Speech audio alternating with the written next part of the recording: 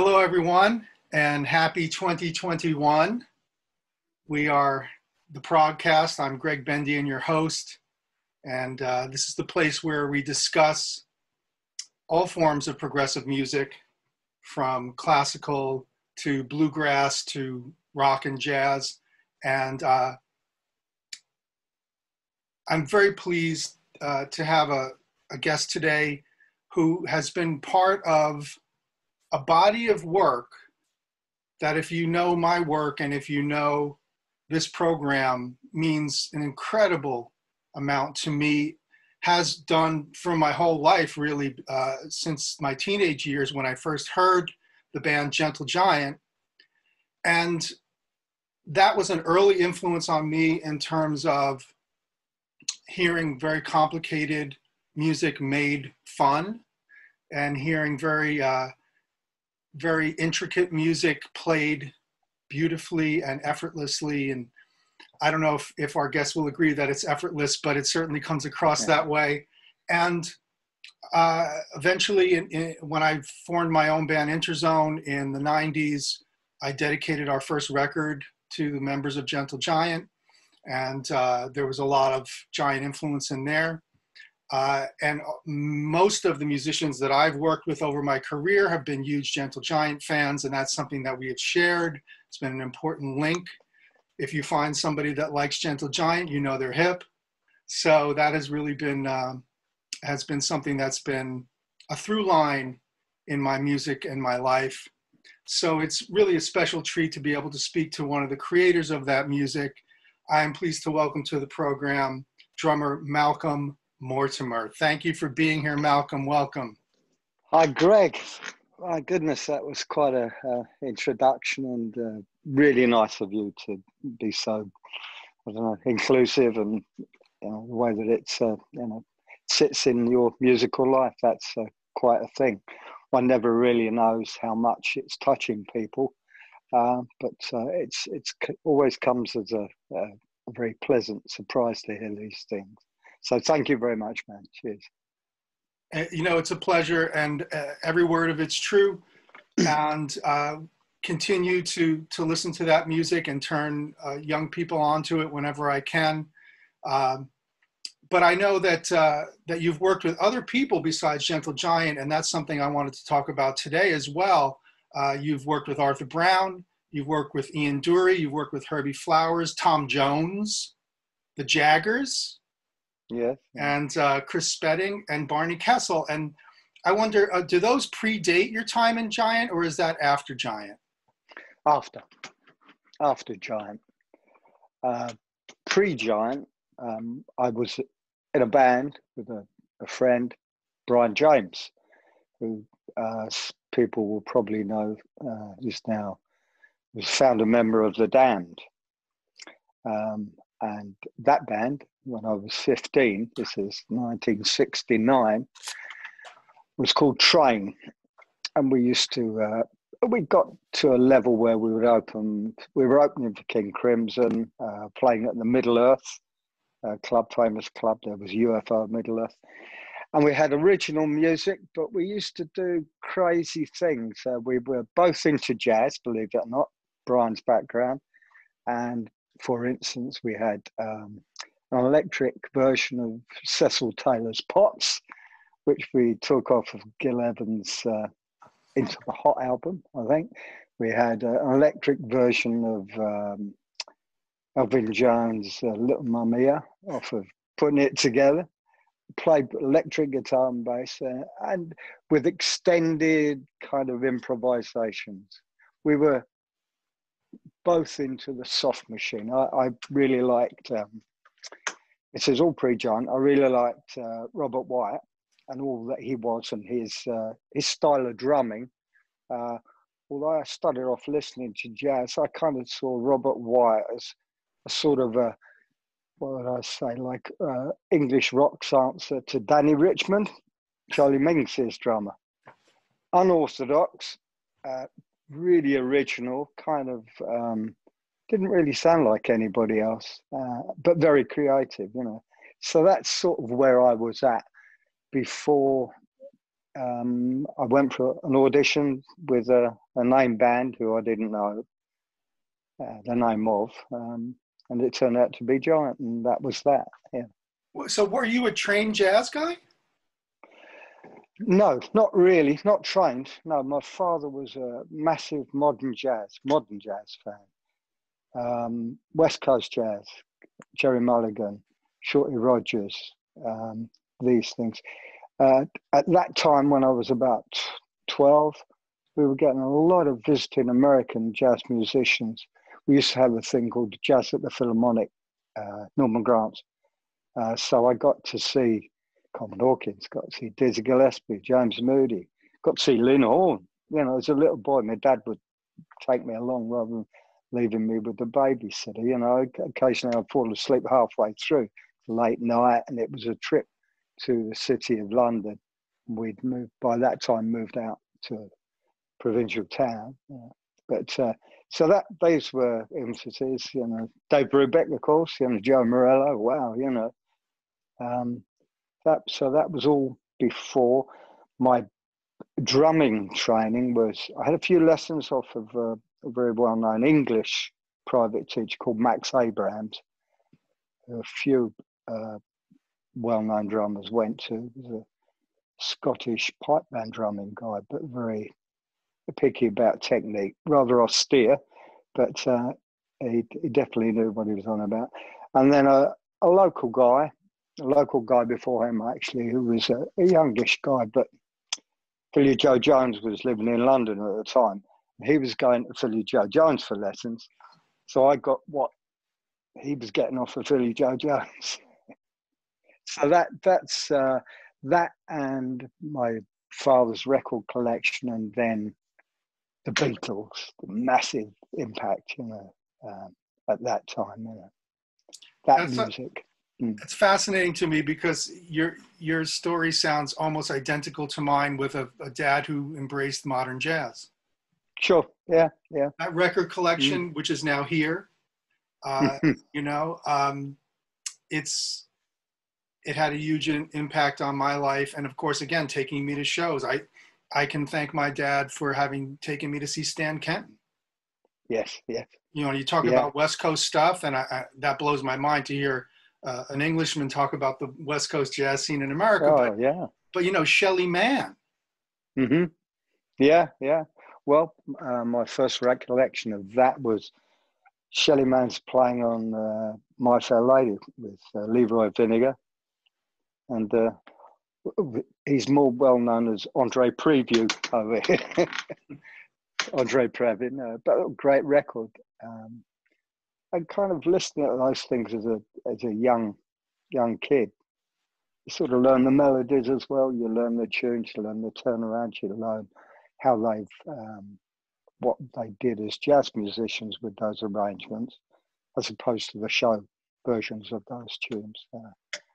It was cool. Really enjoyed that, and I'm you know, forever grateful to Father for those things. You know, it's just what he liked. This was the thing. So, you know, he wasn't a musician. Sadly, not. No. His previous generation. His mother played the piano, and her sister was a concert pianist. But this was 1950s Britain, and come 16 years old, he did his national service. Things were pretty austere, you know, in that time, you know, and there was no money in the family. For instance, we moved to Crawley Newtown, which was 30 miles outside of London, and to go to the Gentle Giant audition, I hitchhiked with my girlfriend because I didn't have no fare. So that's, and I used to hitchhike to rehearsals with Giant as well, and hitchhike home after gigs because I lived in Portsmouth and before I moved to town. So it was kind of, but that was all cool, you know. It was that time, 1970, people could do that. You couldn't get the lifts now. People were more scared. Then it was just after Summer of Love, Flower Power, all of that thing. So it was a different vibe around in those days. You know, I'm fascinated by the 60s and 70s British jazz scene, and I've spoke at length with Gary Husband about this recently on the podcast. Mm. Tell me about that. I mean, because, there's so many heavy cats on that scene that don't get enough love. And you mentioned Robert Wyatt and Soft Machine. Of course, the Softs are huge. But there's other stuff going on too. Can you tell me a little bit about that and maybe who you heard, who you were playing with? Sure, yeah. Well, just in the giant of the British jazz scene at that time probably would have been Tubby Hayes, the tenor sax player. With Ronnie Scott because he had the club, but Tubby Hayes was a guy that could play vibes. So I went to see him and later worked with people that were in his band. It was a tragic story. What he would have gone on to do, So that was somebody I listened to from the English jazz scene, definitely. But we all did like the Americans, and they were, it was fantastic. They're not, the black ones, the white ones. It was all just jazz, and that was great. There was no. My father was completely colourblind in that way, which was very nice. As regards playing, first gigs I did were in a public house in Crawley Town. I would have been about 13, which was against the law, but I was big for my age back then. And I'd be playing tunes by the Beatles, standard tunes, American songbook tunes, covers. The Everly Brothers were very big at that time, so it was kind of like tunes for the tunes of music for the proletariat. That's it. But it was all kind of live, and it was I worked with a pianist and a bass player who had lots of music in their head, no reading going on. It was all in there, So that was nice. I enjoyed that. Then started to do the nearest two cities were London and Brighton. So I started to work in London pubs and nightclubs, small clubs, one thing or another. So these were and then joined a band with Brian. That was when I was about 15. And I realised I was playing to people that were older than me, and that playing with people that were older than me, and playing to people that were older than me. So I wanted to get with my own, own kind, as it were, and that's where it started with Brian. Yeah, Brian. He ended up doing, as you say, The Damned, but interesting figure, right? Mm. Oh yeah, he wouldn't have breathed a word of that back in 1976. It would have been. Actually, I might be disservice to Brian, because Brian's always been very open-minded. But if you listen to the New Rose, which is probably the biggest hit of The Damned, the da da da da, the big riff, that's Syd Barrett and Pink Floyd. That's where that comes from. It was kind of those early kind of spatial vibey chords. Oh, how important was the Floyd and the psychedelic period for you in Britain? I found the Floyd a little bit on the boring side. I much preferred the Soft Machine because they would improvise more. They improvised as a unit, and they had songs. I've got to say, this was the old Soft Machine that I really dug. The Robert Wyatt, Mike Ratledge, and I used to like Kevin Ayers. He had a great band called The Whole World, and in that band, he had David Bedford, which is Mike Oldfield, Lowell Coxhill, who was a kind of like England's answer to Roland Kirk in a lot of ways, I've worked with Lowell Coxhill. Did you? Yeah. Fantastic, yeah. In 88, I was working with Derek Bailey. And, oh, yeah, of course, yeah. And he brought me into the London ICA, and it was a large group of players from all around the world, but Lowell was on that, and it was tons of fun, on and off stage. Yeah, I know. There is an album that you probably know all about called The Ear of the Beholder. Yes. Yeah, and there's so much funny stuff on it. You mentioned the humour aspect in Gentle Giant's performance, live performance, and that was there. A lot of it was to do with Phil Shulman, I think. Actually, he had that streak in, which was great, you know. But you will hear that on Lowell's stuff. You know, he was kind of like beatnik. You know, my father would take me to see a Jazz Expo, the drum one, where they had Philly Joe, Elvin Jones, and Max Roach and Sonny Murray on one stage. It was one concert. You saw that? Yeah. It's infamous. Yeah, I know. I can tell you about that. But as we came out, there was Lowell Coxall busking right outside, and he got a group of people around him, and they loved him. You know, he just extended improvisations over summertime, but really crazy out there improvisations. You know, that Coltrane-esque, you know, thing. Yeah.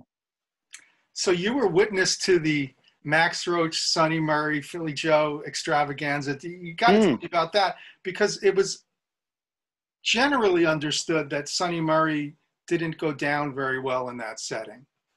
That's quite true. It start with what was really unorthodox about it. It had two hi-hat pedals. And a guy walked on and immediately created a massive wall of sound, fanning these two hi-hat pedals. And it was like a continual barrage of, there'd be swirling cymbals, then kind of rolling tom-toms. And it was just a wall, about like a tidal wave of sound. And it went on and on and on for at least 10 minutes, and it could have been 20 minutes. During this, people started to get up. Some people got up and booed. Some people stood and applauded. And it came to an abrupt halt, and that was the end of that. But he may have been the very last one on as well, because, I mean, at that particular, for me, up to that point, I thought Max Roach was the best one, because he just, his improvisations were just, it all made so much sense what he was doing. It was also crazy. Elvin Jones I've heard him before, he was great. Philly Joe, you couldn't quite hear him quite as clearly, really, but I had a few lessons also for Frank King, who was a drummer. Now, I don't know, but I think Phil Collins went to Frank King as well. And this guy, Frank, taught in Soho and was a drummer on a TV show, but he wrote for a magazine called Crescendo, and used to turn me on to new records and albums. I'd take him the Soft Machine and ask him what Ginger Baker was doing on, you know, in the Cream thing, and he'd say, listen to Peter, you know, Joe Cassatis, you know, Peter Nero, things like that, you know. But he was writing a review of Putting It Together, the Elvin Jones record, and he said he'd spoken to Elvin about that gig, and he was somewhat disparaging. He just sort of grunted, "Guy hasn't paid his dues," and that's what he said. So Frank said, "This is anecdotes, yeah." It's a story I haven't told before, but I mean, I ended up getting the Cecil Taylor record that I did because Sonny Murray didn't show up. You played with Cecil Taylor. Taylor. Yeah, fantastic. Yeah, that was an important time in my life early on. I was with Cecil, I think when I was 23 or 24, and Sonny Murray was sort of notorious, kind of notoriously unreliable, and even kind of slightly confrontational. He once tried to start a fist fight with me at the knitting factory. I was not having it.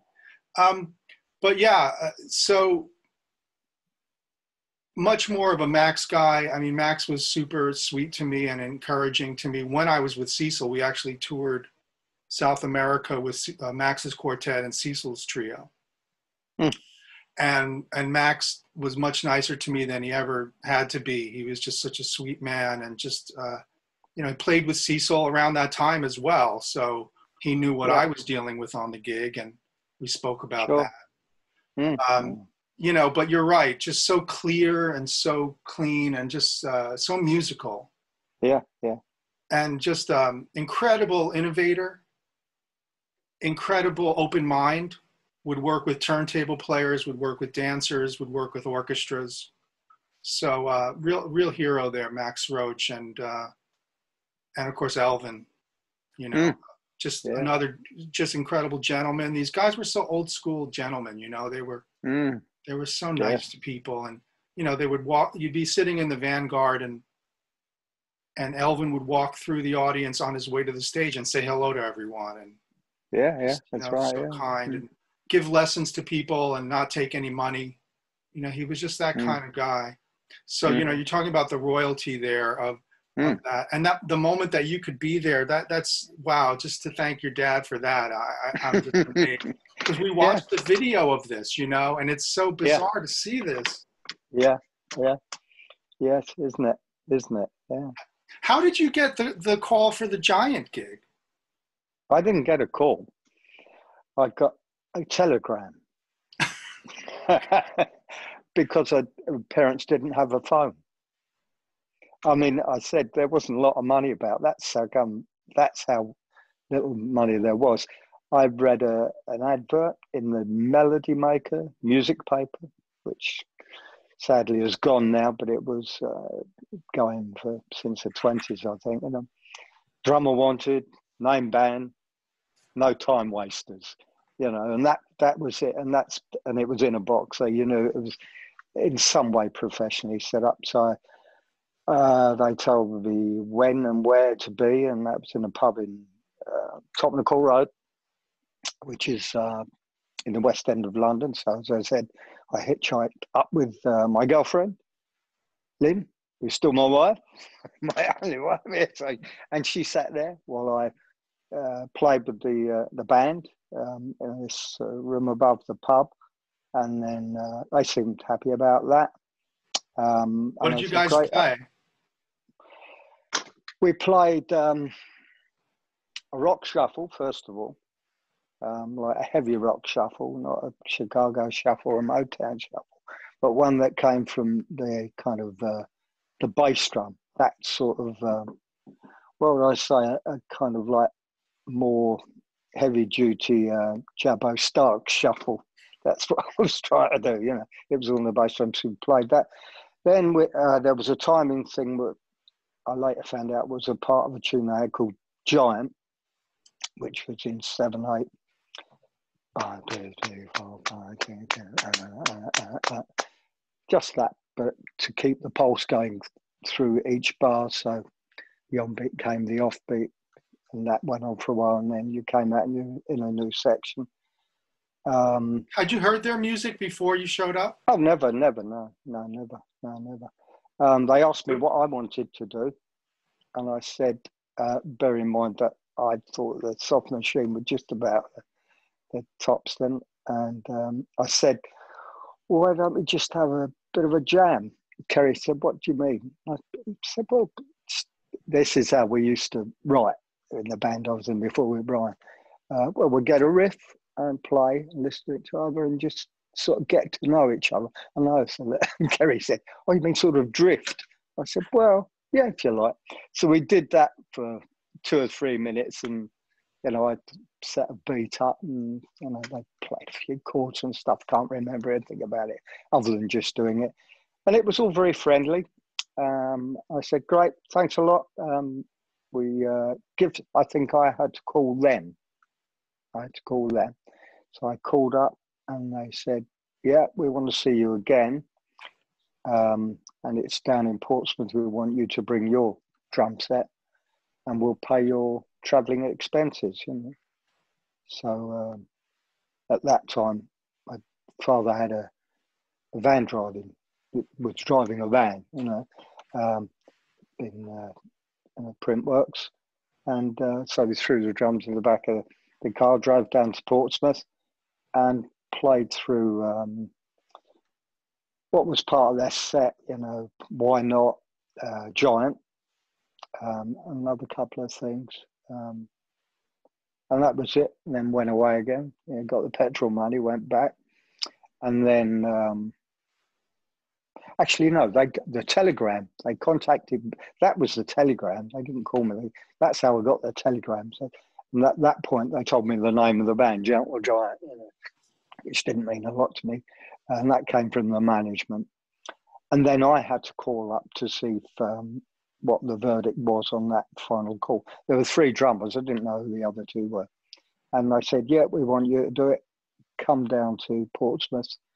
So I went on a train with the kit, stayed with Kerry and Leslie. They had a little house that they rented. I slept on the floor on a mattress there. We spent a week getting the first set together and went off playing. You know, so there are live gigs with Giant before you record Three Friends? Oh, yeah, lots. Tell me about that, please. I enjoyed them. They were good. It was the music from the first 2 albums. That's what it was. The only thing that they used to do that, I don't know if it was on any of the albums, they always used to play God Save the Queen in a very rock way, and that was fun. And I enjoyed the kind of like heavy rock blues shuffle jam at the end of that. That was cool. There were gigs up and down England, one-off dates, LSE, London School of Economics. That was a good gig to do. Lots of bands did that, various things there. Then we went abroad to Europe. We went to Berlin. We drove there. That was interesting, driving through East Germany with the way you had to do that at that time. The passport was stamped, and you were given so many hours. And if you didn't show up at the other end, they came and looked for you. So we played clubs there. Got stuck in a snowstorm in one of those trips. Just learning about being on the road. You know, they said, now it's going to be cold out there. Last time we came out here, Ray didn't have a coat. You know, tell him how cold he was. Tell Malcolm how cold it was. Bring a coat, you know. So all of that, it was all good, you know. I'd share a room with Phil, mostly there, Phil Shulman. All sharing rooms, all in a Zodiac estate car. The equipment went in a transit van with Frank Covey and Phil Freeman, who were 2 great guys who did the sound and all the humping, set all the stuff up. You know, it was good. And then we did a tour with Jethro Tull, opening for them. That was now, much longer. Is that Thick as a Brick for them? Yes, it was. Yeah, they had Chris Ellis, guy around Chris. He was with them. He was travelling with them, and we got a big book of airline tickets. So that was an aeroplane tour, and that went on for quite a while. It was like 6-7 weeks. And that's an interesting period for Giant fans, because we always wondered, how did Giant go down opening for Tull? You know, my remembrances of that are that we did pretty good. We really did. Jethro Tull were a really good band back then, and Ian Anderson was a startling showman. They had their own clothes that special attire to travel in, especially, they were never off duty. They were always being Jethro Tull. You know, the show just went on. He was quite a very pro showman, you know. And then when the band played, you know, they were great. They had a, great sound guy, and they had American sound engineer. And the whole thing was just up a big level. But Giant did good. They did really good. Because they had things like Alucard, which were really, really good, you know. And Kerry on the vibes, his vibe solos were great. Gary, you know, his proper rock player, you know, Ray on the wah-wah fiddle. They could all play. Everybody could play, you know. Oh, yeah. Just I gave it my absolute utmost, you know. At that time, they did the drum bash, which came from Simon Dupree, actually. They did a similar thing there.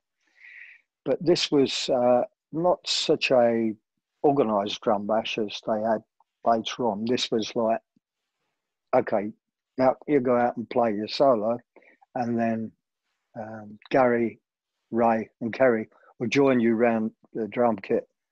We'll be playing some triplets, and we'll go quiet, really quiet, super quiet. Then we'll go loud, loud, loud, do some signal, and we'll stop. So that was the thing. A lot of improvising, you know. So I got to play a solo, and I enjoyed that. I understand that Anderson was a big fan of the band. He did like him. He did like him, definitely. The band, I got on well with Barry, the drummer there at that time. And he was new, right? Yeah, he'd taken over from Clive Bunker, yeah, who I thought was great. I was Clive Bunker, you know, not enough people talk about Clive Bunker. He's so great. Yeah, I know. I met him years later. We talked about this. I got asked to go for an audition with Paul McCartney. He was the one after me. He was a guy after me. Okay. I forget who the guy before was. Neither of us got. Jeff Britton got it. Does that name mean nothing to you? Yeah, I know the name Jeff Britton, yeah. Yeah. He was the guy who got it. And we were chatting about all this, and anyway, I'm going off at a tangent now, but it was great to meet him. Strange how it all went round in circles. Now, his band, Jude, Clive Bunker's band, Jude, I think I'll get this right, opened for Giant, one of Giant's first gigs in Southampton, somewhere or other. Yeah, but a great player. Listen to the first album, and there's a live grey whistle test where he just plays so good. Barry was much more kind of, not quite as free and jazzy as Clive was at that time. That's how I remember it, you know. You know, I don't think a lot of people realize that the early rock drummers are jazz drummers, because there wasn't rock, there was jazz, and then you sort of had to come up in volume and strength and all these things to accommodate this new approach. But you're essentially like, even if you look at guys like Bill Ward, that early Sabbath stuff, you know, jazz beats all over the place. Yeah. I suppose what got stopped with rock was the improvising, or what do I call it, what Jim Kelton called it, the reactiveness of playing. I talked with Barry about this on that tour, because I learnt a lot on that tour. I used to go out and try and play it different every night, which did not go down well. By the end of the tour, I realised it was all right for my solo. I had my ideas there, and I had a couple of little Tony Williams things that I'd start with, and then that I copied badly, but used them to kick off ideas on my little bit. But of course, it was destabilising for the band. By the end of the tour, I'd worked out why they weren't happy that it was different than last night, you know, and one thing and another, you know. And Barry said, look, at the time, gosh, no. He said, if I think I'm going to do a fill or something that I haven't ever done before, this was way back then, you know, so we're all different people. And he said he was bricking it up until that moment had passed, you know. So I thought, well, hang on, this is not exactly how I planned for it to go. Bear in mind, you know, Robert White, Danny Richmond, and all of this bit. So it was a learning experience for me of putting on a professional performance every night, no matter what. You know, it's so that was good. That I learned a lot in that. I mean, clearly, Giant wasn't a jamming kind of band. It was a composition band. That's right. Yeah, but Kerry's solos were a real high point from that way. Occasional stuff that Gary got some solos, and Ray also on the fiddle. You know, really, it was great. You know, really mad stuff came out. You know, but it was all you know, quite very defined little section of the material. I feel like when I listen to Tull albums like Songs from the Wood, that there's a real Giant influence there. Yeah. They were. He liked them, and I think. I heard also that Anderson had queried Kerry about joining Tull at one point. Oh, I didn't know that. Yeah. Yeah. Well, if you get a chance to talk to Kerry, that'd be interesting. Or Derek, yeah. I would love to. Yeah. It was a great compositional thing that was going on in Giant, obviously, between Kerry and Ray, and Phil when he was there, and then Derek, it was, and I don't know that would have existed in Jethro Tull like that. No, you don't get a composer like Kerry Minnear every day. No, and with somebody like Ray Shulman, the two of them there, that's the thing. It was, yeah. Oh yeah. Yeah, and due deference to Phil Shulman's lyrics there, Well, so outside of the lyrics, and I know that Phil was a huge part of Giant, particularly that he decided they were going to no longer be Simon Dupree, or they kind of all were pushed in that direction. And Phil came up with the name Gentle Giant, and Phil had the concept for the Three Friends album. Tell me a little bit about Phil Shulman, because he's such an important figure in the group's legacy, and I don't think people really know the extent that his fingerprints are all over that music. Well, he was kind of like an intellectual guy, very well read,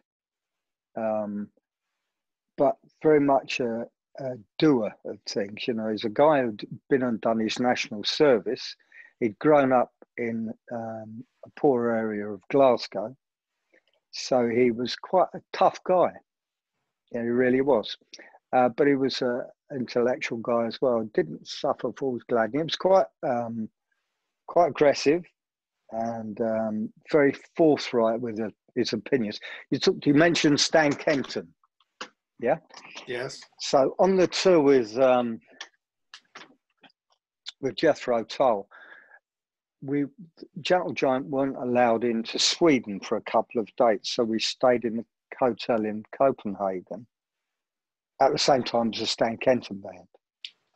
Now, at that time, John Van Olen was the drummer. This was pre Peter Erskine, and I loved it because I'd seen them before anyway, And they took us out to see Dexter Gordon at Montmartre, with Nils, all the guys in the band were going around. And they invited us along to see their show. So we went and saw the Kenton show. We were playing the Tivoli, I think. I can't quite remember what happened there. I don't know if they came or not. No, I think they had to go. They couldn't see our show, but we saw their show. But I remember, back to Phil, I remember being in the foyer as they were all leaving, he sat next to Stan Kenton. And I was just sort of wowed by how good this band were. And, Pepper Adams was in it, it's like... Classic. He was kind of, I wouldn't say he was pressing a point home very firmly about how important it was to have good compositions and not just be playing riffs to Stan Kenton. I thought you're being a bit saucy there, Phil. But he had his opinions, and he was got to make sure everybody knew about. Phil Shulman and Stan Kenton. Yeah. There's one for the record books, man. Wow. Yeah. So was he reading all the time? I mean, what were you guys talking about in terms of his intellectual life? No, he didn't have his nose in a book while we were traveling around. He'd for instance, he'd tell me about La Peste. It's an interesting story with that, I suppose. Move on to Three Friends. I got a call, this was 5-6 years ago, from the lawyers that represent Albert Camus' estate to talk to the person that had wrote the lyrics. I can't remember which track it is now, but there is a direct quotation from one of Albert Camus' books there. And I said, well, actually, I'm just 3 friends just play the music of a gentle giant, but you mean blah, blah, blah. I can't remember which one it was. And I said, you should really talk to the guy who wrote these lyrics, you know. He's a big, fan, and it was an inspiration. And the lawyer said, a lot of the time we are litigating, but we're very happy about this, the way in which it's been. So Phil's kind of private guy.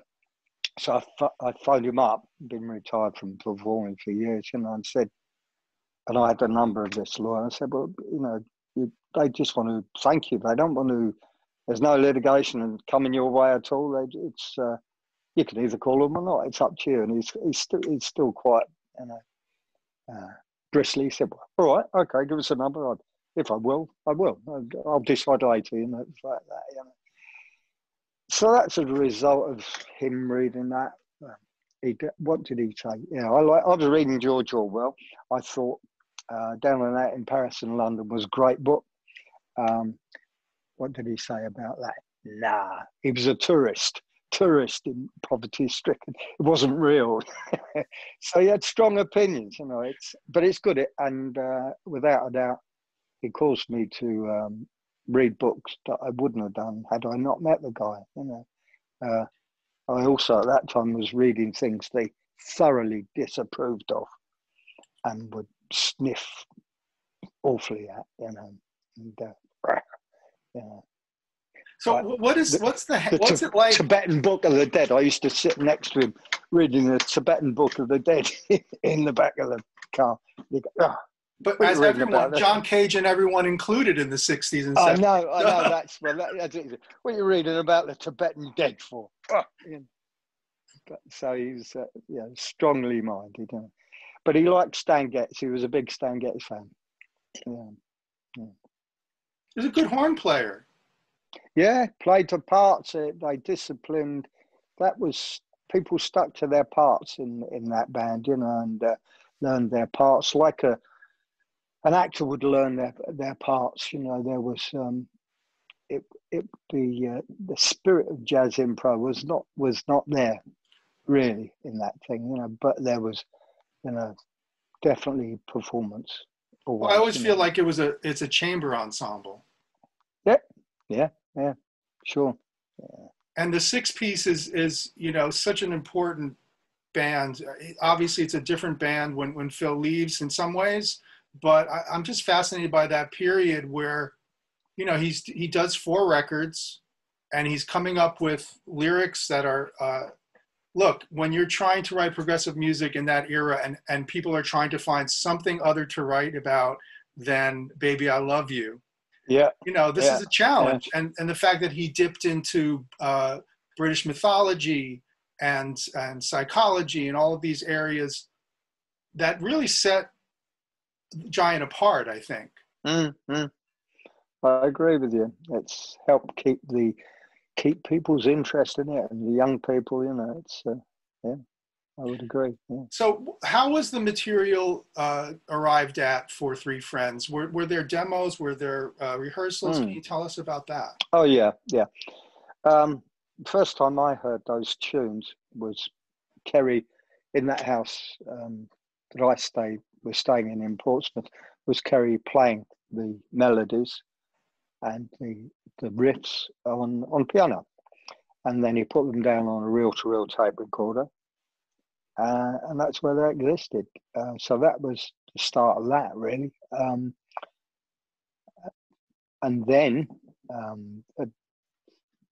into the studios in London, Now, did you have to learn the material from the demos before you went into play? What was that process? No, not really. Not really.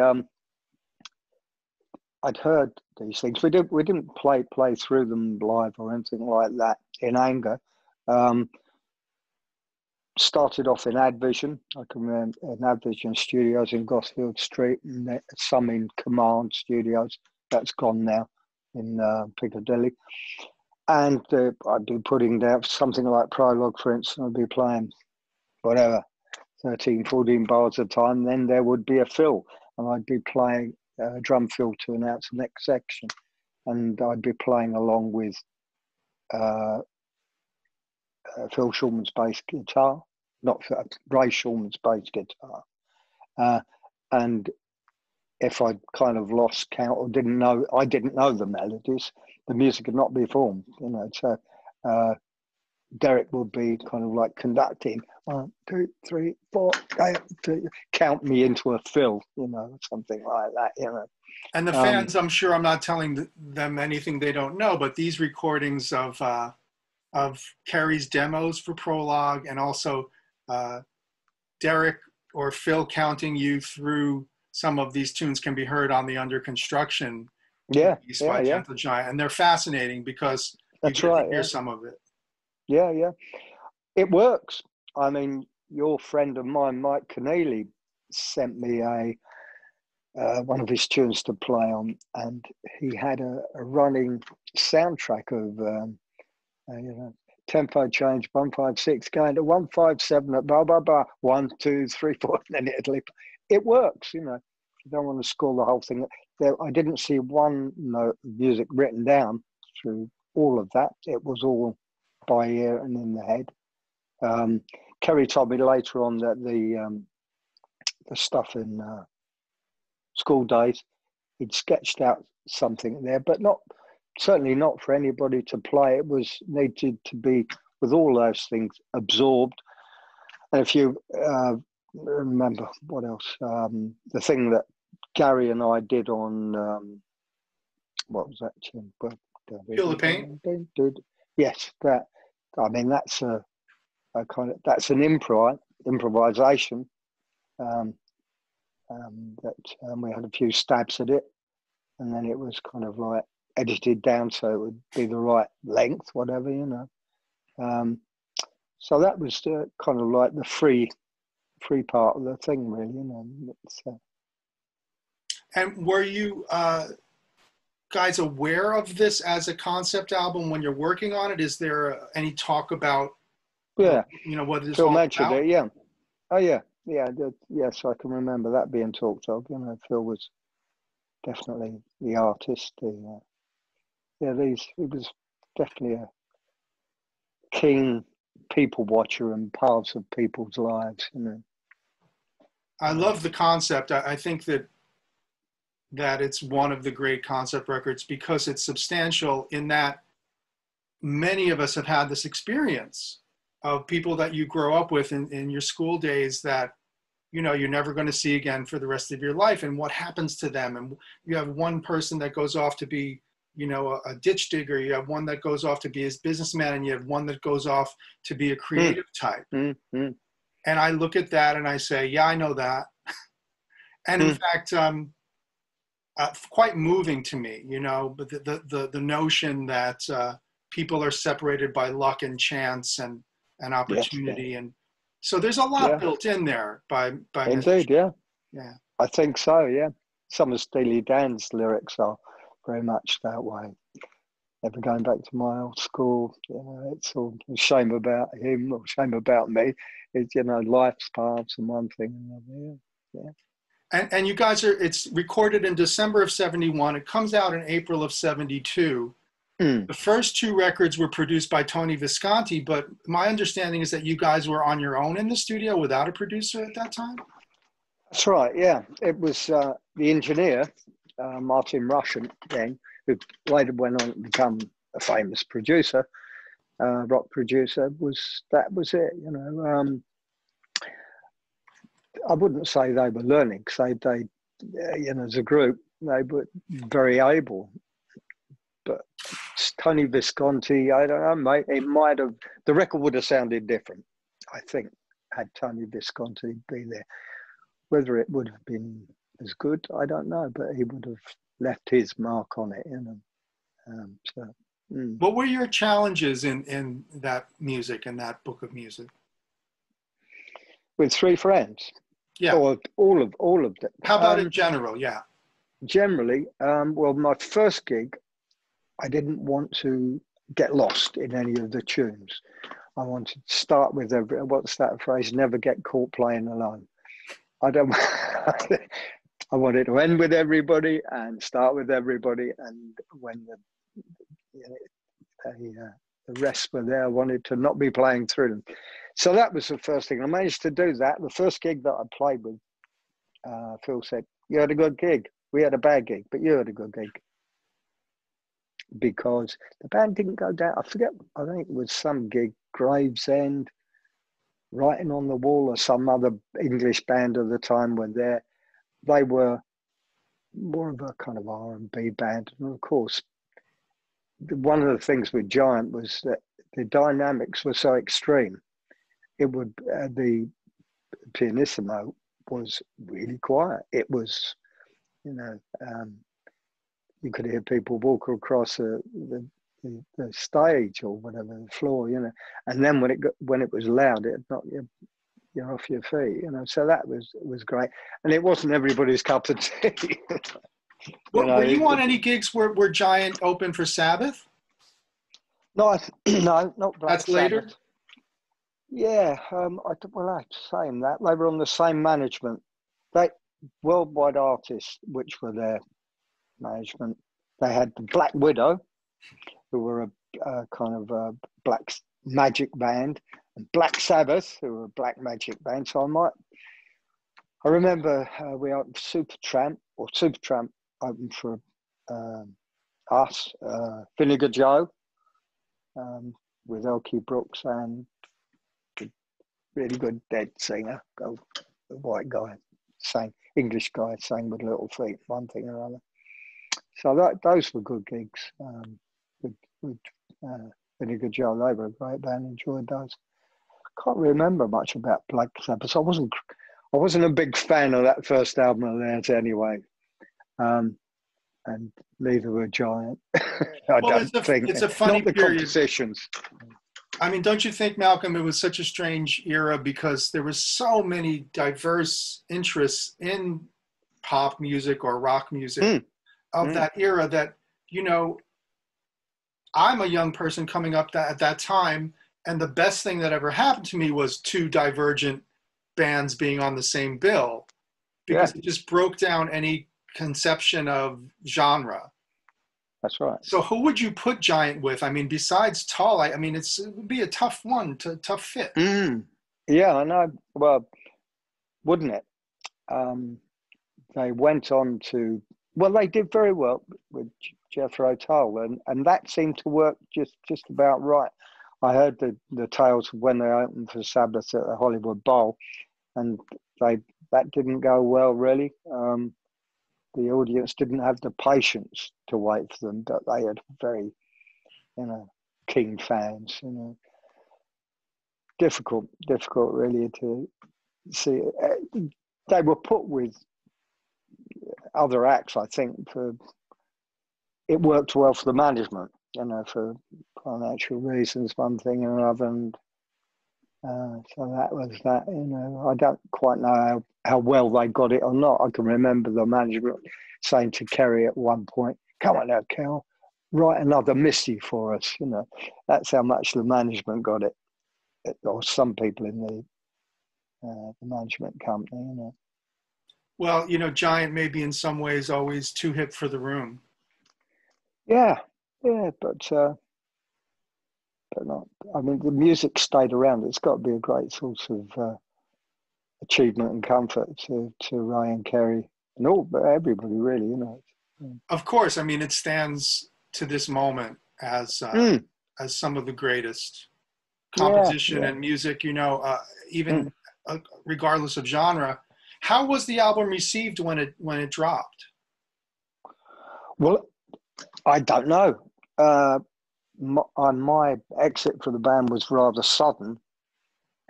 Tell us about that. Well, we were about to go to America. No, we were going to go and open for a Jimi Hendrix film. That was it, which was a 2-week tour, and then we were going to go to America. And I had a motorcycle accident, and that was that. And I was out of everything for quite a long time. That must have been quite a blow for you. Well, the accident was, it's definitely pulls you up. So Phil called me up and said, we're going to have to go. It's a shame, you're really fitting in well now, but, we've got to carry on with this machine. I said, sure, fine, And eventually I got well again. And similar sort of thing, reset. I looked in the Melody Maker, hitchhiked to London again and auditioned for a band,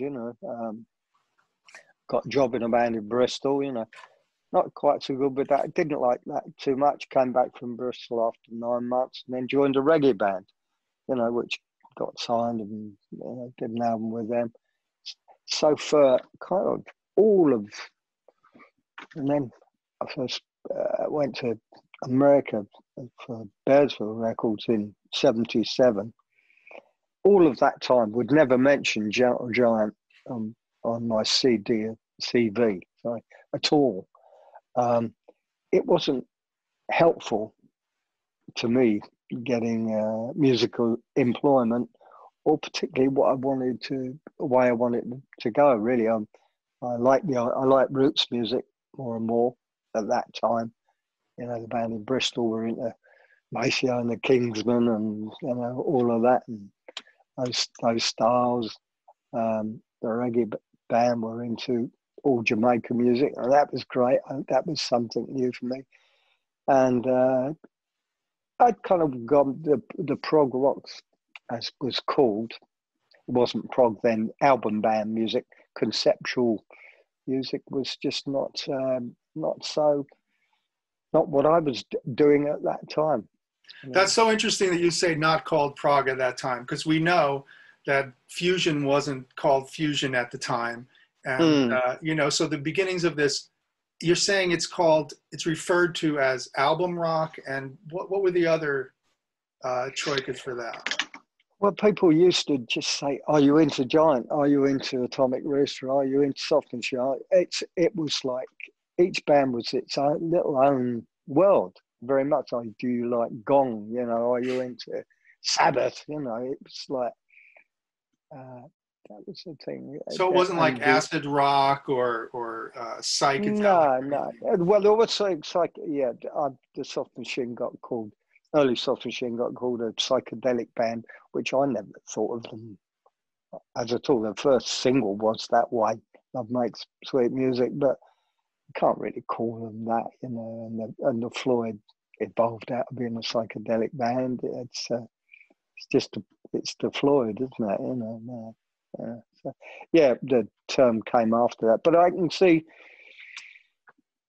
progressive band doing new things. I can see it's a good word to use. If you use it with, I don't know, artists like Taj Mahal, progressive blues. I think that fits really good. It's a good way to describe him, and that's fantastic. So it makes sense, but just as a label on its own. Well, just the concept of progressivism, of understanding what the tradition has been, but then try to do something personal, something a little bit different with it to move the form forward. Miles Davis, definitely progressive. Yeah. Easy, yeah. So how did you wind up working with Arthur Brown? Arthur Brown. Well, first of all, he came to stay with the band in Bristol. That's where I first met him, which would have been 1973. But it was a long way after that. I moved with Lynn. We moved to Lewis, and as we were moving the furniture in, he walked past, and I kid you not, an album fell out of the back of the van. This is true. Ask Arthur. And it was Archie Shepp's Fire Music. Arthur was stood there. I said, "You're Arthur Brown, aren't you? Do you remember back in Bristol?" He said, "Yes." It's a coincidence for you. And that was the start of that. He came round. We worked up some songs in the house in Lewis, and then went and made an album, Tantric Lover. Lots of kind of ethnic percussion. That's what Arthur was into at the time, And that was lots of fun doing that. I enjoyed that. he's such an interesting figure and sort of really on the edge of being avant-garde and progressive, wouldn't you say? Yeah. Oh, yeah. Yeah, indeed. Indeed. He definitely likes the, well, the madder it gets, the more he likes it, really. I mean, if something untoward happens on stage, or, I mean, he's going to use it. It's an opportunity for him. He prepares, it's very professional, he prepares meticulously, but he never shrinks from the unknown. So in that way, it's very good. Yeah. And did you do live shows with him? Yeah, in Europe, various bits and pieces. Arthur was not particularly well funded in terms of tours. That album came out on a strange, bit of a strange label, and I think it sold reasonably well, you know, but there wasn't any great support for live work with him. But yeah, I've seen Arthur.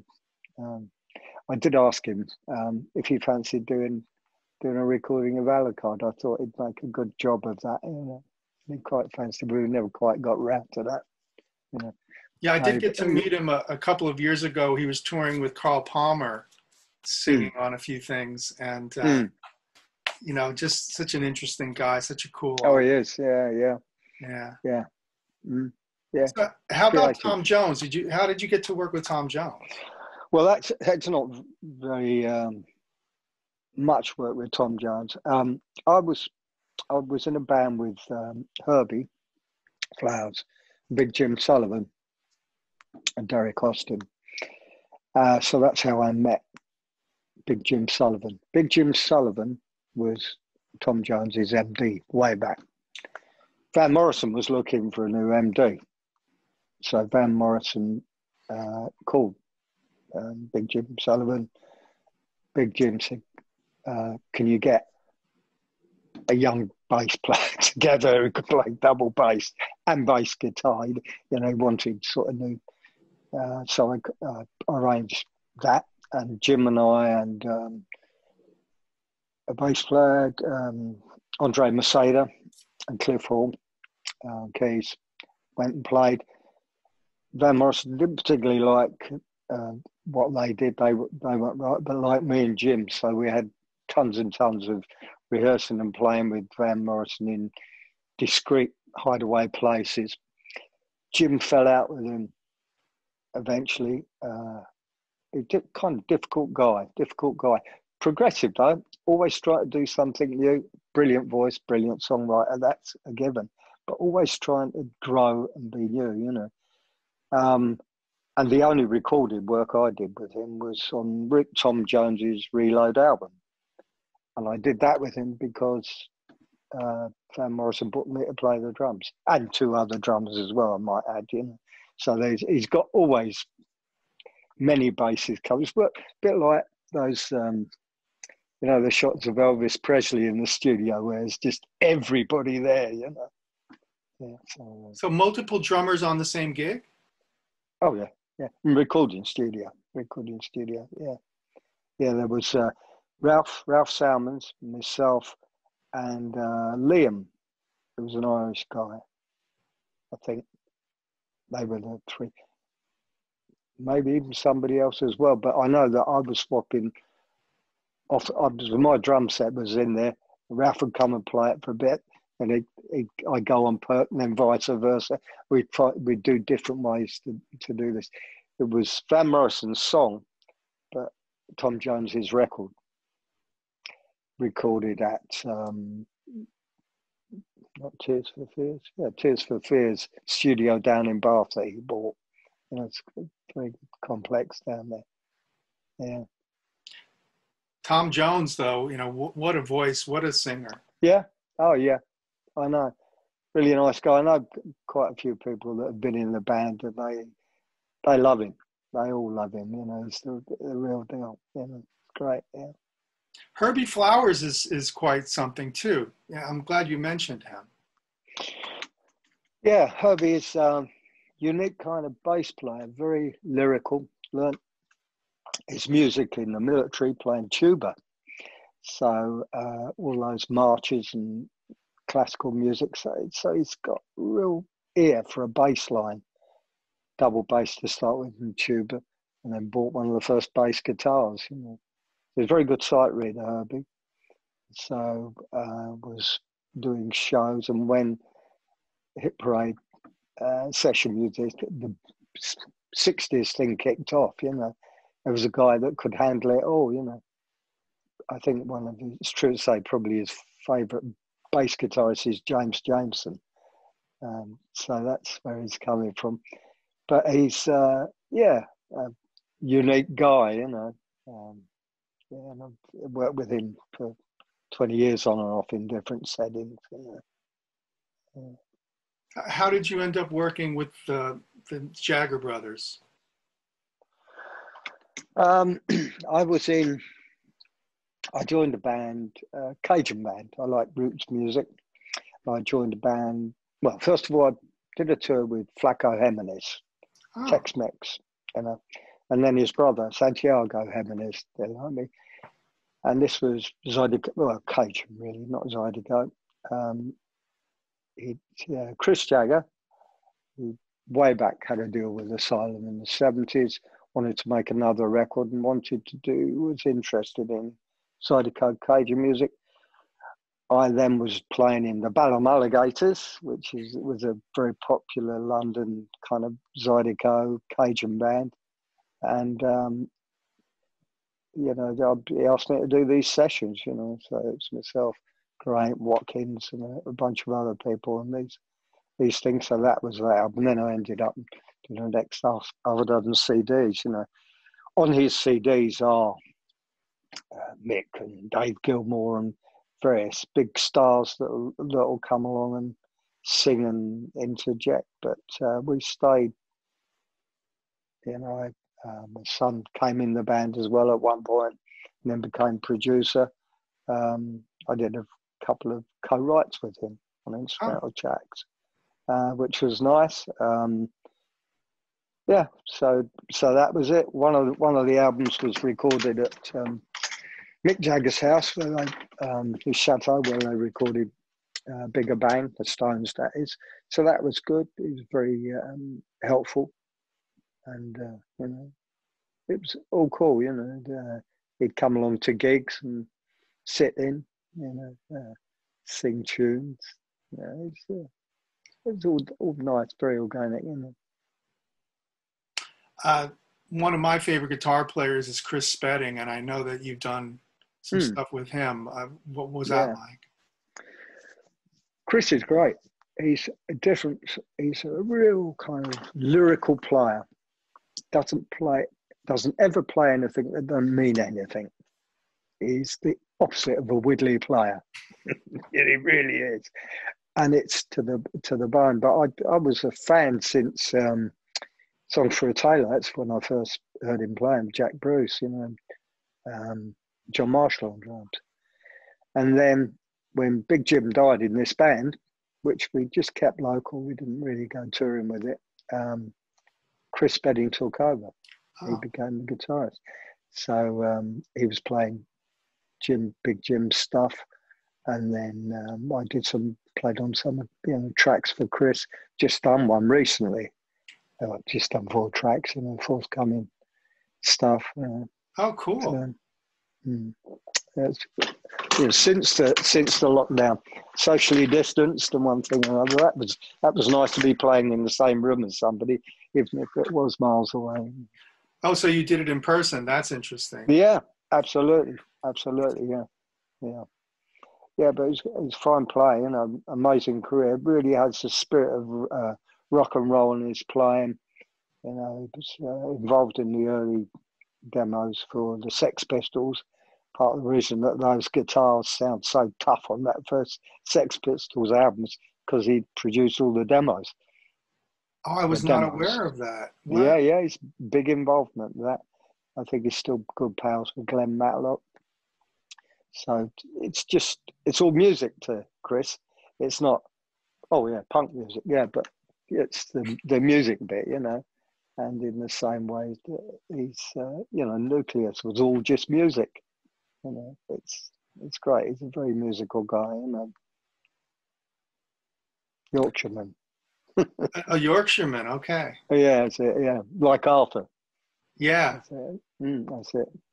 You can always tell them, but you can't tell them much. How did you reconnect then with the Giant stuff? A guy called me up and asked me, a journalist, he rang me out of the blue and said, would I like to do an interview? Could he interview me about my playing on Three Friends? When was that? Oh, 10 years ago, 12 years ago. And as I say, I hadn't used Giant as part of my CV at all, really. You know, it was just something that happened back then, you know. I knew Jeff Green, Gary's brother. He's a kind of very fine guitarist, played with Stefan Grappelli, you know, he's a great player. And I played with Jeff. So I got Gary's number from Jeff, and I called Gary up and said, you know, because he was my kind of like nearest, I don't know, touchstone to what I knew the guys and didn't know where they might be. I said, hello, Gary, it's been a long time. Are you happy with me to do an interview about this? Because I know you've been in that band for your entire career, pretty much. You know, but I've done loads of things. I don't want to speak out of turn, really. It would, and that was. He said, yeah, sure, of course. You might want to meet these people who are collectively called Gorg, which is can't really call them a fan club because they're quite, yeah, it's more family than that. Can they give you a call? So I said, sure. This guy, Mark Kadira, rang me up and he said, we'd like to invite you to one of our annual bashes, which is going to be in Wales, which was hosted by John Weathers. So Lynn and I drove to Craigienos Castle in Wales, where John was hosting this. They stay there for a week and talk about music, play music, drink, eat, and go out for days and chat and whatever. And that was the first time I met them since 1971. You know, so it was wacky. I noticed they were kind of jamming on bits of Giant riffs, but it wasn't properly organised, and it was not meant to be that way at all. There was no pressure for the ex-Giant guys to perform as such. You know, it was far more informal. You know, but you could hear that everybody would love to hear something again. You know, wouldn't it be good? You know, so. After a couple of years of going to these things, this one was in Wales, the second one was somewhere really exotic, like, well, it was abroad anyway, and they were very, very generous. They insisted that they take us there, you know, so it was like, you know, a holiday, you know, but with, you know, and they were all cool people, not like a Star Trek convention or anything. They were really, really easygoing and, normal people. And I thought, well, it'd be good to do this. So work up some material and play a set of it. Difficult because Gary was in America. Kerry was involved with other things and lived in Birmingham anyway. So I called up, firstly, a guy called Roger Carey, who's a bass player, very good bass player, and Andy Williams, a guitarist, and told him, do you fancy playing some of this music? You know, there's absolutely no guarantees of any money whatsoever, and it'll take ages to learn it all. And I said, we need a keyboard player. So I thought of John Donaldson. I picked a list. Gary had given me all of the Giant records on CD form. So I was playing these in the car. And I realised what they'd been up to since my time with them, you know. So the first set lists were like my idea of the best of Gentle Giant, really. It was just that stuff, and that's what the first concert performance was, really. It was a list of things that I thought would work as was a good set, you know, with good beginning, interesting parts, a dynamic, quiet parts. You can go out, you know, with them humming a tune or something, you know, and fun to play, you know. And that was it. Gary was over one day for one Christmas to see his brother. Then I had a party with music where we can play in the house. Gary, you know, came to it, met those guys, and we jammed on bits of tunes. And then we went and did a kind of gig as Rental Giant, and Gary played on that. Kerry came along and said, if you get a good lead singer, I wouldn't mind being involved. So we did. I called Mick Wilson, who I know, and he's fantastic. And we got, you know, even a few more tunes, whatnot. Kerry came round here. We put them up, stayed with Leslie, and we put the thing together in this room that you see. Yeah. So that's how it all was. And then we went out, we went to Canada. We did the tour. We went to Canada, America, you know, Europe and Japan. John had never played that music in Japan. So we did. And we were playing tracks I hadn't played before, live. Pentecost, Nativity, His Last Voyage. You know, I didn't know that at the time, to be honest with you. I just thought these would be good ones to be done, you know. And Kerry and John were using new technology, synths and one thing and another. And that evolved over the time of Three Friends and got much easier to do. Yeah, so that's pretty much the story of it, you know. A few lineup changes, you know. Kerry decided he had to stop doing that. You know, Lee Pomeroy came in, who did a fantastic job. Roger was busy with his wife, Leanne Carroll. So that was, you know, that. We didn't really need two guitars, you know, and Andy decided to leave. John wanted to go anyway. So then Gary Sanctuary came, and then, you know, Neil Angilly. So it's evolved over the, you know, Ian Hornell. Then Ian Hornell was Mick Wilson's dep when he couldn't make something, you know. It's cottage industry, Three Friends, you know. There's no record company, no management, no agent. The only thing I ever did was to start a YouTube channel, put the tracks from the, you know, the shows, one or two up there, and then the promoters contacted me, and that's how it went. Really, it's simple as that, you know. Well, I've had the great pleasure of seeing Three Friends perform the Gentle Giant music live, and even shared the stage with Three Friends on a couple of occasions. One night was my Mahavishnu Project was playing in front of Three Friends at the Keswick in Philly. Yeah. And then I think it was the next night I was in a different band playing, opening for you guys at BB King's, playing Genesis and some other stuff.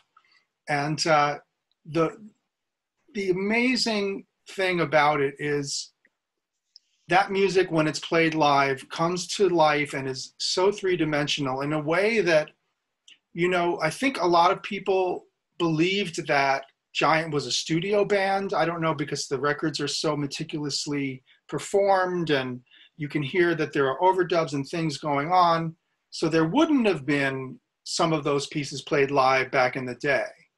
But now you have Three Friends who's going to come out and play Mobile. And as you mentioned, also His Last Voyage, which is such a killer tune. And being able to hear that stuff live and being able to bring my son, who at the time, I guess, would have been around 10 or 12 and a young, serious drummer and Giant fan, got to experience that music hitting him in the face with the vibrations that come off the stage.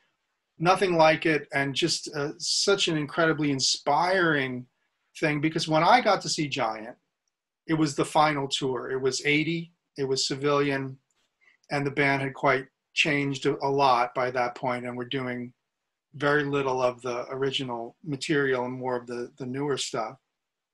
but I did get to see them. But I didn't get to see the stuff performed with wind instruments and the stuff performed with violin. And so when I saw you guys performing, say, a la carte or Giant or any of the first stuff where you could hear the violin parts played by, you had a woman in the band at that time. That's right, Charlotte Glasson. Yeah. Wonderful that she could, make that happen. Yeah. So, it was really just a fan fantasy to hear that music played live by some of the original guys, but just played so well, and that it was taken so seriously. And also, then you start to realize how difficult that stuff is to play live, and you realize what a challenge it is. And it really is a form of chamber music. That's why I say it, because I remember thinking, oh, this is a chamber group. They have to all look at each other. They all have to have the same idea of what the other person is playing. You have to know everyone's parts, right? So, that's something I wish we could have a lot more of. And I'm wondering, is there going to be a future for Three Friends performing? Just before I answer that, just a kind of I guess it's a musical comment I'd make. The stuff is tricky to execute well. What also is a factor, though, that we play quite long sets, so we'd play sometimes an hour and 3/4, and it taxes the concentration exponentially towards the end of the gig. You just kind of, particularly for the bass and for the keys, they got so many notes, and they've all got to be in the right place and the right ones, so it's quite an exhausting gig in that way, and everybody sort of found it that way. The future of it now, well, sadly, poor Gary lives with a heart condition. It's one that he manages very well. He's had an operation, stents and whatnot, but he's got a regime. Living healthy, watching out stress, and avoiding all stress, etc., etc. The last live performances Three Friends did were without a guitar player. We were going to we played on Cruise to the Edge, and it was a couple of days before we did that Gary had his heart attack. So I called the guy who was in charge and I said, what do you want? And he said, we want you to come. So we rearranged the music on the airplane on the way over and played that. People loved it. It's not ideal, obviously. There are there are some very able guitarists who would be able to handle it, I think, and would do justice to it in the same way that the musicians that are in Three Friends have taken it on board and serve it well. But it requires an awful lot of time from them. And it's a labour of love. You've got to love it, because you don't do this for the money. It really isn't, it's but it's a great thing to do. It really is. It's great fun, great fun, and it helps you play other music as well. Roger Carey said this. I think he wouldn't mind saying this, but when he first heard his last voyage, I don't think Roger realised it. It was the whole thing is in tempo throughout, and it's not rubato, So just little things like that, and it's all extremely disciplined, and of course that opens doors for kinds of new music playing and approaches. So I would hope so. I hope we're going to do something. The band are all very keen to do it. Lockdown's put the kibosh on that for sure. I'm in contact with Charlotte, Neil Angeli, Mick Wilson, Ian. I recently put up a warm-up gig we did in 2015, actually, a post of it on YouTube. And before I put that up on this YouTube channel that has our prog tracks. I called round the band to make sure everybody was happy with it. You in this? Are you happy how you sound, how you look, and got the okay?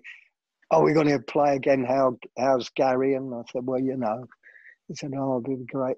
We're all saying it'd be great if we could. So the spirit's willing. So never say never. Giant is certainly going through a resurgence at the moment. I mean, Derek has emailed me and said that the fan video, the Proclamation fan video, has been voted event of the year by Prog magazine over here. I don't know if you get that in America. Yeah, of course. Love it. Yeah, but that's quite a big thing. You young people liking it. What you said about your son listening to Giant, it was my son's suggestion. Why don't you do Giant? Three Friends was a result of him saying, we should do this. Yeah. I said, would you like this? And Jim, Jim was the sound guy for, most of the work we did, I said, yeah, it's great. So you don't see it as, you can get past the bad attire and the flares and one thing and another, Well, I said, oh, Christ, yeah. That's, nothing. It's great stuff. So that was a big motivation for me to carry on with it. From a drummer's perspective, Malcolm, I think that one thing that we take away from listening to Giant is the drummer has to hold it all together. And that when you have guys like Mr. Weathers and yourself understanding that everybody can have all these crazy moving parts, but if you are there to sort of direct traffic, make it feel good, which is, in many ways the hardest thing about complex music is making it feel light and making it feel heavy and making it feel grooving. That's no easy thing. And seeing you guys live do that and hearing the live recordings, you make it seem easy, and we know it's not. But that idea of, well, it's complicated, okay, but you wouldn't necessarily notice that because it feels like a rock band. It feels it's got a groove, even if it's in an odd meter. It's still got a groove, isn't it? It's a thing that it's how you get across to people. Yeah. Well, that's very kind of you to say that. That's coming across from how Three Friends played Gentle Giant's music. That's we've achieved something there. Well, it's like that thing of Phil Collins with Genesis, like he's basically a Motown influenced drummer who's studied jazz, and then he's playing this 7 or whatever the odd meter might be, but you're not thinking about that. You're thinking about the melody, and he's sort of delivering it from the rhythm section. And any of us who play progressive music, if you and I are both now working with Mike Keneally on a project, and at the end of the day, it has to feel like it's its own universe, and that it has its own motor, and that it has its own personality. And a lot of that is derived from the rhythm section. Sure. What was it like working with Ray? He's such an underrated bass player. I don't know why. The bass players that have played, all the bass players that have played that music in Three Friends just sort of go, right, it's, he's a really nice, light personality, kind of easygoing guy, but very, very, very sharp. Music's easy to him. He's one of these guys that music is just so easy, I think. His fiddle playing, I loved his fiddle playing as well. Yeah. It was just wacky. And he played around. Ray played music. He played things, It was all fun. All fun. But it was brilliant, Yeah, it's quite something, really, Ray. It's a real shame that he doesn't play now. No interest, is that right? That's what he says, yeah. He's got into video authoring and then video technology and one thing or another. Yeah, just sort of moved on, yeah. And mastering. What do Yeah, you do? yeah, Yeah. yeah. Technical side of music. I don't know what he listens to, but performing on stage and one thing or another, that's gone for him. Yeah, I know. He said he liked Herbie's bass playing. It's very good. Yeah, and they're kind of a different touch there. Herbie is, yeah, all over the beat. Definitely, in front, on and behind, in the same bar, but the time's always there with Herb, and Ray's more of a kind of, I don't know, I suppose Mike Oldfield sounded a bit like Ray on bass. Mike Oldfield's bass playing, yes. He really was a solid bass player. In fact, I don't know if you've seen this multiplayer version of Tubular Bells with Frith and all these different guitar players, and I think Ratledge is on it, and BBC back in its time, and Mike plays bass for like most of it, the first half of it, I think. Yeah, it's really, really melodic, and it flows, and then it will dig in for a bit, and then there'll be some wonderful little melodic thing, going on. Yeah, and that's my memory of Ray's playing. He's wasn't a kind of like, let's nail this thing, to the ground. Although he did that, but there was always tons of dancing music in his playing. It's been so exciting to see the resurgence and growth of interest in Giants music over the years. Yeah, hasn't it? Yeah, and progressive music, as it's now called. It's so many people involved in it. Some fantastic young players, fantastic slightly older players, but it's really become quite a thing. Yeah, it's wonderful. Yes. Yeah, and it's in some ways, I like to think it's a reaction to how sort of staid and homogenized so much music has come to be of the current moment. Yeah, well, what can you say? As I recently listened to this podcast of writers saying, well, they're referred to as top liners, not composers or songwriters, top liners, and how their brief is set, given to them by writing for an algorithm that is going to be the most commercially successful song, and these are the big songs now, so there's probably some great musicians and composers that are out there that may not be able to even make a living out of this now because of the present climate, and that's a real shame. That was not the case in the 70s because it was all albums, and people were really interested in uniqueness. But even 20 years ago, when I did the first Interzone record, which we dedicated to Giant, there wasn't this kind of response to, oh yeah, Gentle Giant. And it was sort of, that was my putting into the hat, throwing into the ring of just saying like, yeah, Gentle Giant.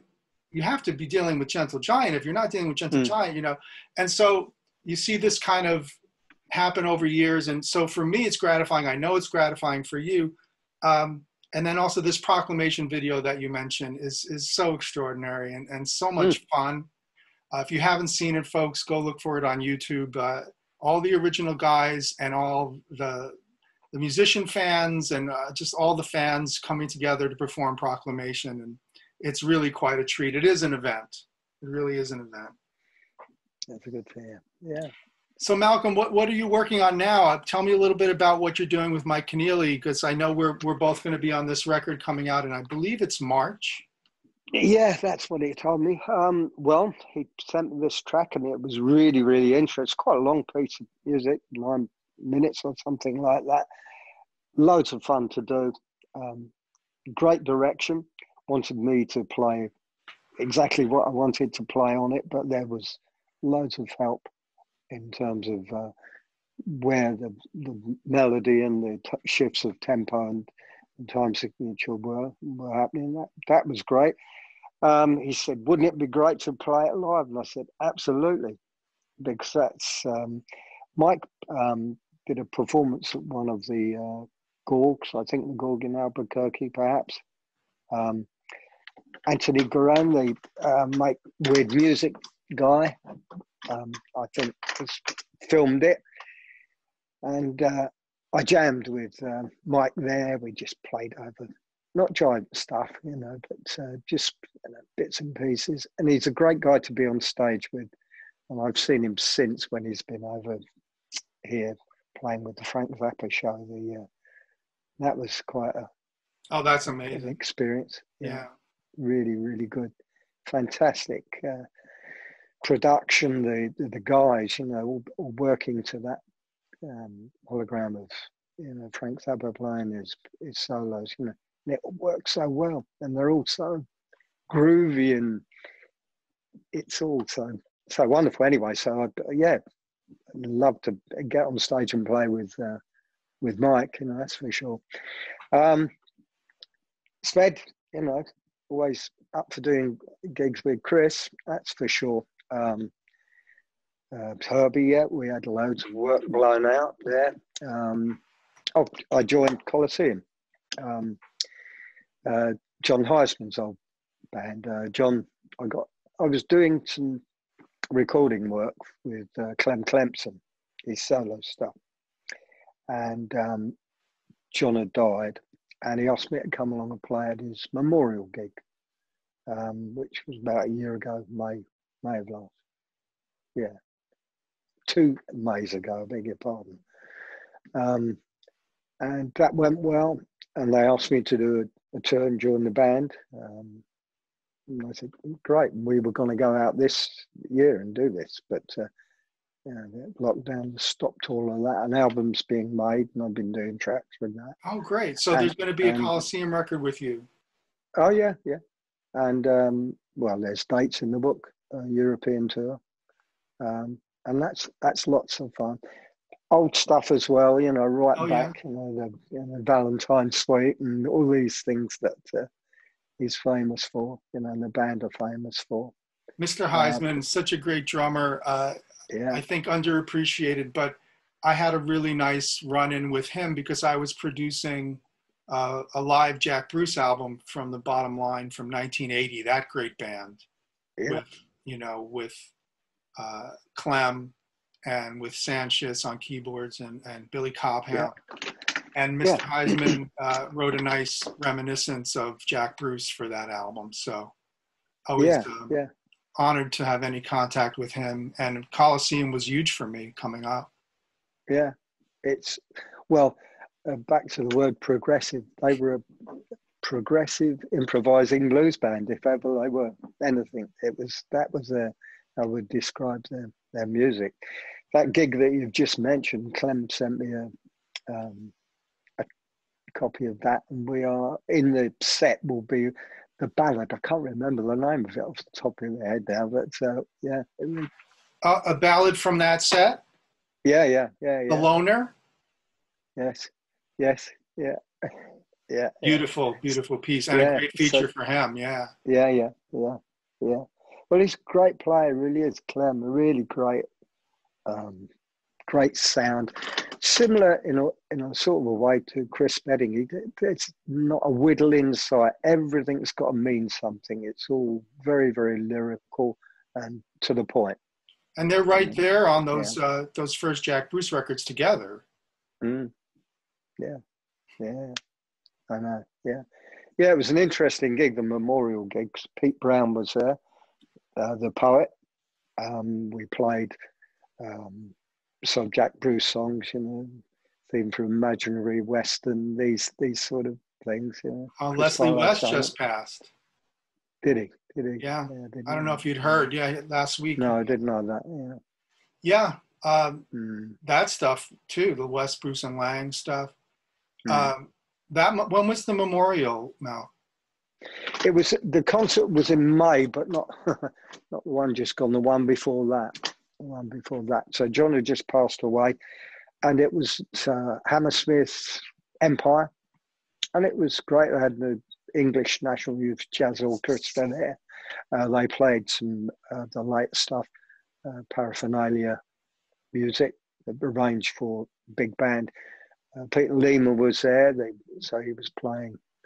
And yeah, it was like everybody that kind of worked with, that was still alive, that worked through with John, you know. And his wife. Yeah, she got up and took a bow, and you know, that was lovely. I think their health, unfortunately, has deteriorated further since that time. I met him just before he was going out to play a tour with Mark and Clem. He had a sort of power three-piece. And this was like 3 years ago. And he was so sweet, as you say. He was really looking forward to it.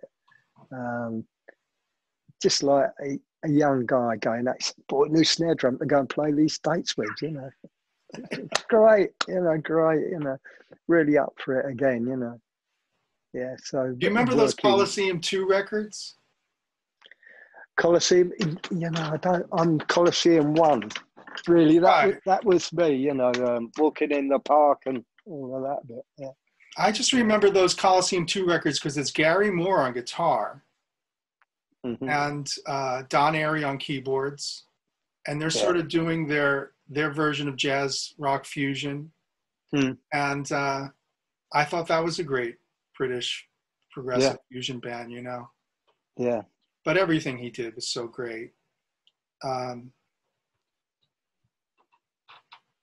So what else are you up to that we can look for, Malcolm? And how can people find you on the internet? Do you have a website? Well, I don't do Facebook. I have a website, but I haven't posted anything on it for a couple of years. I enjoyed working a lot. I play a lot. You know, I was going to be really busy this year. I was going to be doing local stuff with Herbie and Chris, Brighton Festival, all over. Studio stuff. I tend to work local studios with Clem. And we were going to go out and play all of this music in Europe. So that's what I was going to be doing.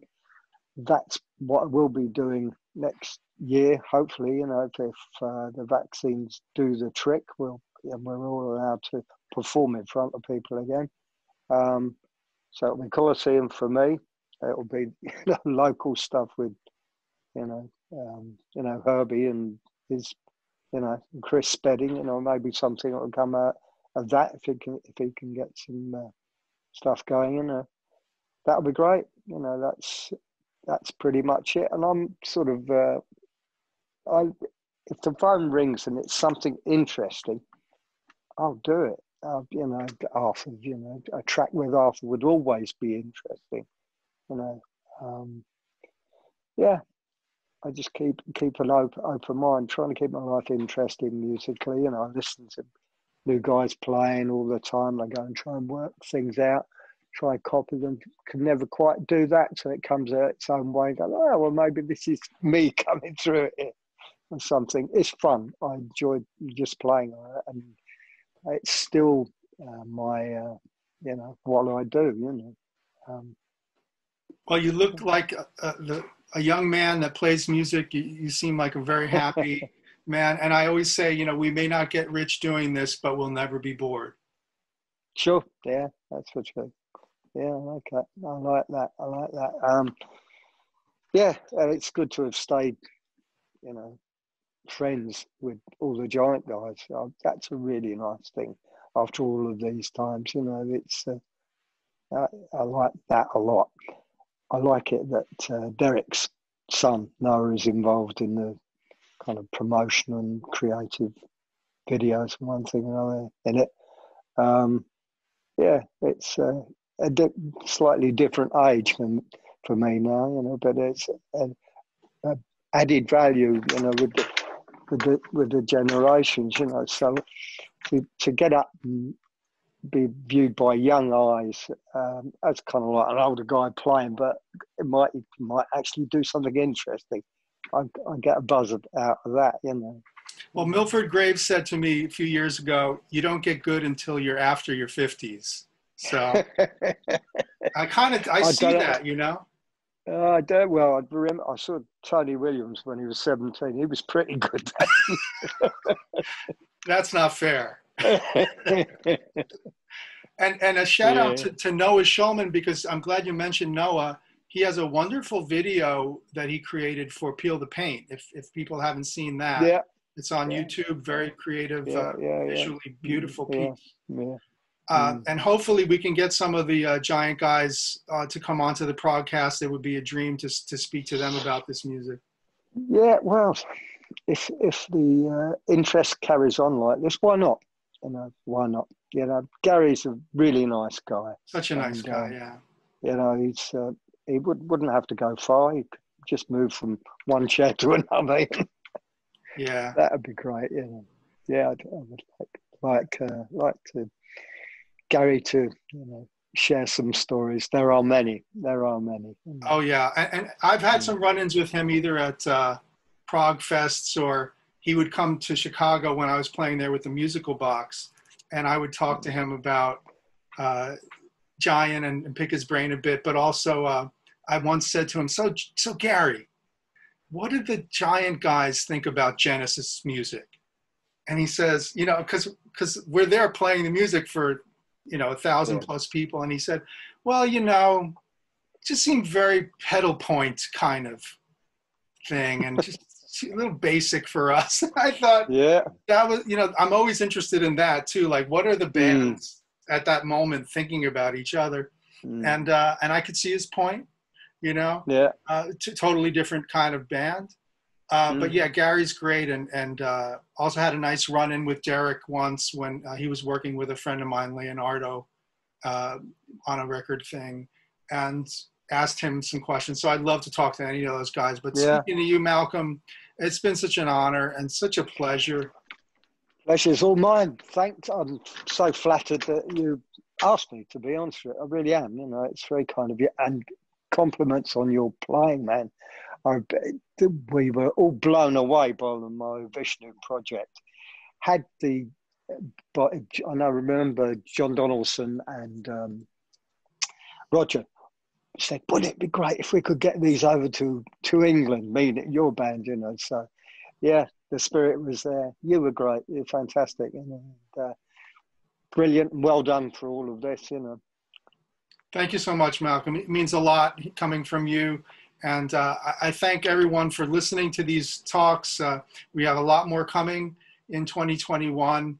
In fact, next up, we will have Stu Goldberg, keyboardist from the Mahavishnu Orchestra and from the One Truth Band with John McLaughlin. And we'll be talking about all of his great endeavors in classical music and elsewhere. And please like and subscribe to this. We're going to keep doing it. We're going to have a lot more interesting chats with guys like Malcolm Mortimore, who I thank you, Malcolm. It's been such a pleasure. Also, we're up on Spotify and on Apple Podcasts. Look for us there, and we'll keep doing this. And I thank everybody, and thanks for listening. Take care. Take care. Bye-bye. Bye-bye. Bye-bye.